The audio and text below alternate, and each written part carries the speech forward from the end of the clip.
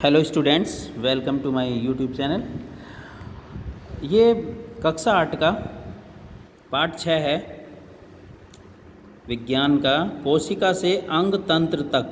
कोशिका से अंग तंत्र तक इसके क्वेश्चन आंसर हैं। पहला जो बहुविकल्प है, निम्नलिखित के सही विकल्प चुनकर अपनी अभ्यास पुस्तिका में लिखिए।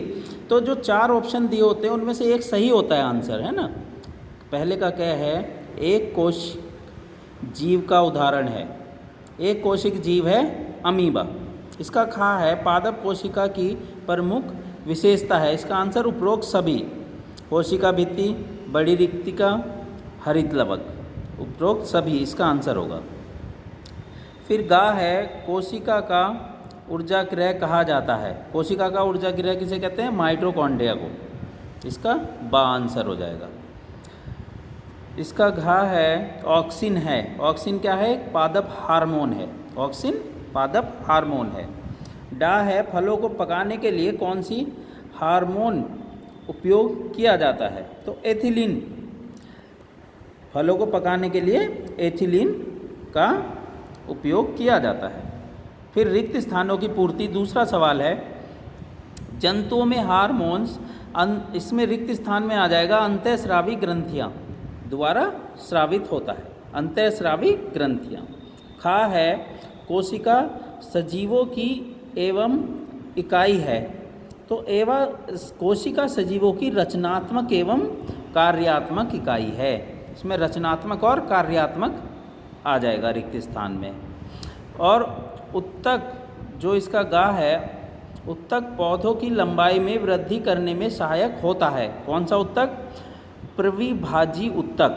प्रविभाजी उत्तक पौधों की लंबाई में वृद्धि करने में सहायक होता है। घा है शरीर के बाह्य सुरक्षात्मक आवरण बनाने में एपिथीलियम उत्तक सहायता करता है। एपिथीलियम उत्तक सहायता करता है। फिर है डा समान रचना एवं कार्य वाली कोशिकाओं के समूह को उत्तक कहते हैं। इसमें ध्यान देने वाली बात है क्योंकि पाठ से संबंधित है, ये पूरा इसी पे पाठ है। ये समान रचना मतलब जिनकी रचना एक जैसी हो एवं कार्य करने वाली कोशिकाओं, जो इसकी रचना समान हो और एक जैसा कार्य करती हों, को उत्तक कहते हैं। फिर है निम्नलिखित के सही जोड़े बनाइए। जड़ों के शीर्ष कलिकाओं में वृद्धि क्या है? प्रभाजी उत्तक। इसका आंसर प्रभाजी उत्तक हो जाएगा।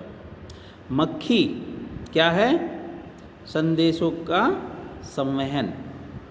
मक्खी संदेशों का संवहन तो तंत्रिका उत्तक है और बहुकोशिकीय जीव है। मक्खी जो है बहुकोशिकीय जीव है।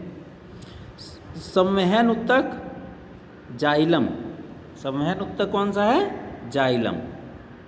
फिर निम्नलिखित कथनों में सही कथन पर सही का तथा गलत कथन पर क्रॉस का चिन्ह लगाइए। तो हृदय की मांसपेशियां निरंतर कार्य करती रहती हैं, तो ये सही है। जो हृदय हमारा सोते जागते धड़कता रहता है 24 घंटे, इसलिए इसकी मांसपेशियां निरंतर कार्य करती रहती हैं, इसलिए ये सही है। फ्लोएम उत्तक जंतुओं में पाया जाता है, ये गलत है।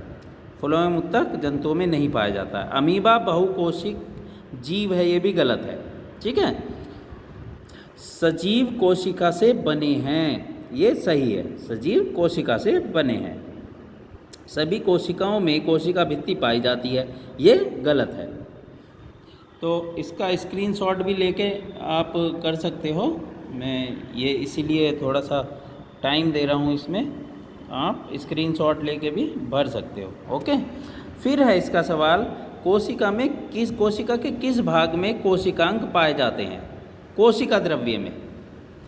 साइटोप्लाज्म भी कहते हैं इसे। कोशिका द्रव्य में पाए जाते हैं। अब छठा क्वेश्चन है, प्रविभाजी उत्तक की 2 विशेषताएं बताइए, ये कहाँ पाए जाते हैं? तो छठे का आंसर होगा, पौधों में वृद्धि कुछ निश्चित क्षेत्रों में जड़ और तने की कलिकाओं के शीर्ष भाग में ही होती है।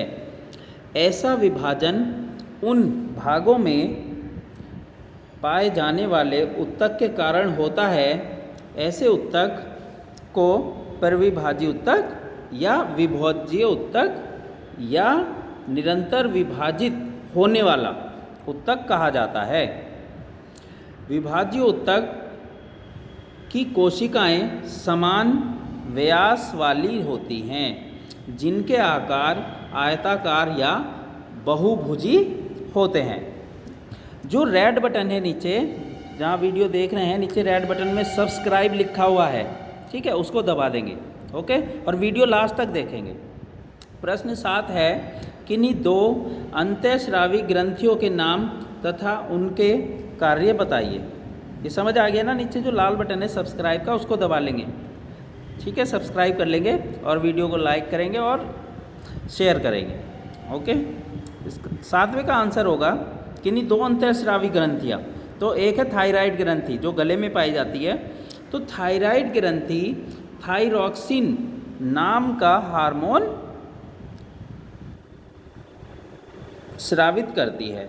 यह शरीर की उपापचयी क्रियाओं को नियंत्रित करती है। इसकी कमी से घेंगा रोग हो जाता है। फिर है पैराथायराइड ग्रंथि।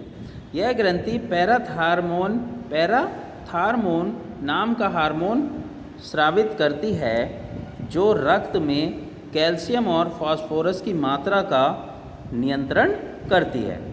8वां क्वेश्चन है, पादप तथा जंतु कोशिकाओं में अंतर लिखिए। तो पादप कोशिका लिखा हमने, इसमें कोशिका भित्ति पाई जाती है। जंतु कोशिका में कोशिका भित्ति नहीं पाई जाती है।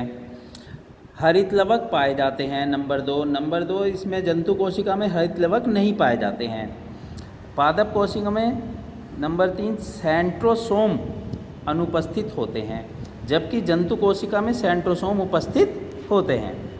अब है 9वां सवाल, केवल चित्रों के माध्यम से रेखित पेशी उत्तक तथा अरेखित पेशी उत्तक में अंतर बताइए। तो ये चित्र बनाया है, ये पेज नंबर 63 पे जो किताब है तुम्हारी, चित्र 6.8 और 6.9 में दिया है, ठीक है, इसको देख लेंगे।